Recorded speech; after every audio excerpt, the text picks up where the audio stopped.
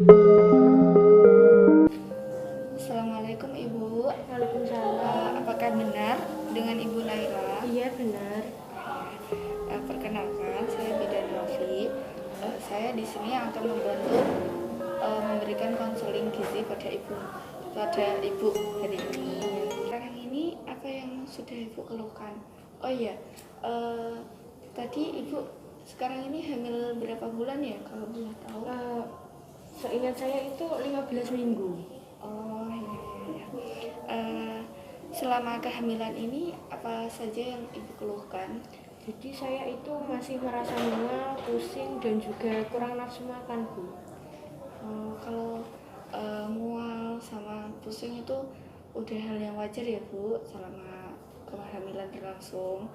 Nah kalau nafsu makan berarti Ibu selama ini gizinya kurang terpenuhi gitu ya Bu ya? Sepertinya begitu karena apabila saya mau makan itu kayak merasa mual gitu loh, Bu. Jadi kayak saya itu kurang makan juga gitu.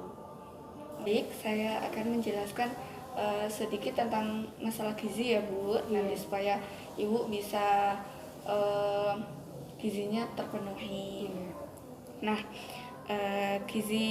pentingnya gizi bagi ibu hamil sendiri yaitu diperlukan untuk pertumbuhan dan perkembangan janin. Selanjutnya pertambahan besarnya organ kandungan, terus mencegah kecacatan, keguguran, lahir prematur, pendarahan, dan infeksi. Nah, selanjutnya tentang kebutuhan kalori selama hamil itu dibutuhkan 300 kalori per hari selama kehamilan ya Bu ya.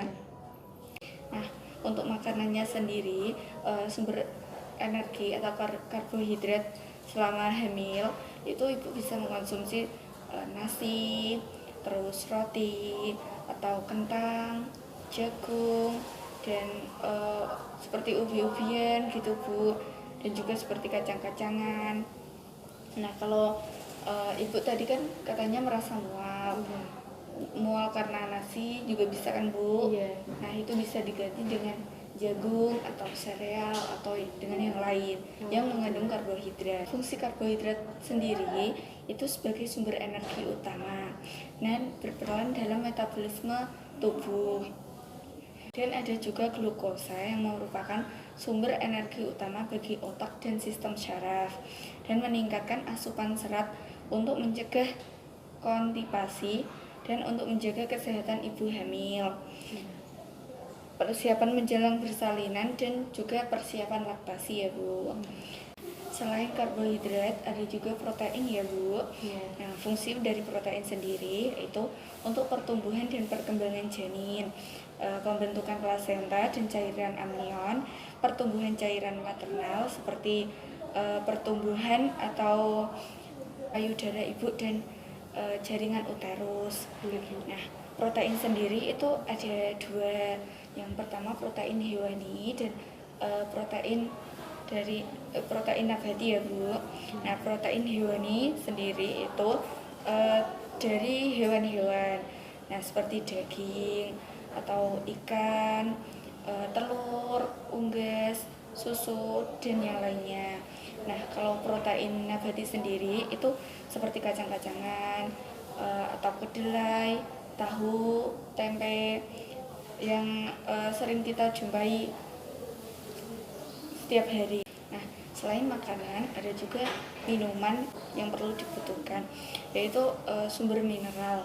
Nah, fungsi mineral sendiri yaitu zat pengatur yang mengendalikan komposisi cairan tubuh dan untuk mencegah cacat bawaan, terus menjaga kesehatan ibu selama hamil dan janin dan menunjang pertumbuhan janin.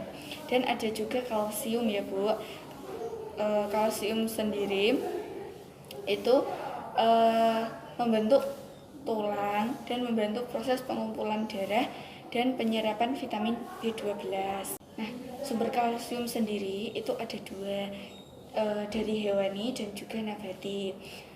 Seperti tadi dari hewani itu dari hewan-hewan ya Bu, seperti udang, susu dan produk susu lainnya seperti ada keju juga dan yogurt.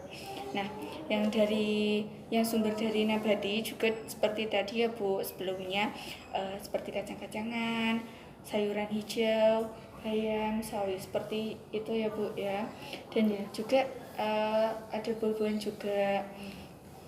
Nah, selanjutnya itu ada juga zat besi atau biasa pil VE. Apakah Ibu tahu apa itu pil VE? Maksudnya sering menjumpai gitu Bu? Iya, sering tablet tambah darah. Iya Bu. Nah, fungsinya sendiri itu untuk menambah sel darah merah ya Bu. Selain zat besi ada juga iodium dan zinc ya Bu. Nah, zinc sendiri juga tadi ada dari hewani dan juga nabati. Sumber vitamin sendiri itu untuk menjaga daya tahan tubuh dan cairan selama hamil. Vitamin sendiri itu bisa didapat dari buah-buahan seperti semangka, apel, jeruk, atau sayur-sayuran yang seperti bayam, kangkung, dan yang lainnya ya Bu. Selain itu ada juga kebutuhan cairan ya Bu selama hamil. Nah, selama hamil ini mengonsumsi air putih satu harinya itu 8 gelas minimal. Kalau lebih malahan itu lebih baik ya Bu. Gitu ya. Ya. Nah, selain air putih tadi, Ibu juga harus mengonsumsi tablet zat besi untuk pembentukan sel darah merah atau hemoglobin. Untuk porsi makannya sendiri itu harus imbang ya Bu, ya sesuai kebutuhan Ibu saja. Nah, seperti itu. Ditambah lagi minumnya ditambah susu, tapi susunya bukan susu yang sembarang ya Bu, susu ibu hamil aja. Untuk cara mengolah makanannya sendiri, Ibu disarankan untuk mengolah atau mengkonsumsi makanan yang benar-benar sehat ya Bu, untuk kesehatan Ibu dan juga janinnya. Nah, saya ada contohnya, nanti Ibu bisa menirunya di rumah ya Bu. Nah, di sini ada nasi, tadi kan yang mengandung karbohidrat, terus ada protein, ada ayam, juga dan ini juga ada sayur sup yang merupakan vitamin juga, dan juga ada buah yang ini buah jeruk yang mengandung vitamin C ya Bu. Ibu di rumah juga bisa mengkonsumsi buah-buahan yang lain. Ini cuma sebagai contoh ya Bu. Dan juga Ibu tadi kan diharuskan mengkonsumsi air putih. Nah, kurang lebihnya seperti itu ya Bu. Apakah masih ada yang perlu ditanyakan? Saya sudah cukup paham tentang apa yang Ibu sampaikan. Nanti apabila ada yang perlu saya tanyakan, nanti saya tanyakan lagi ya Bu ya. Ya, baik Bu. Terima kasih ya Bu. Sama-sama. Atas waktunya ini. Assalamualaikum warahmatullahi wabarakatuh. Waalaikumsalam warahmatullahi wabarakatuh.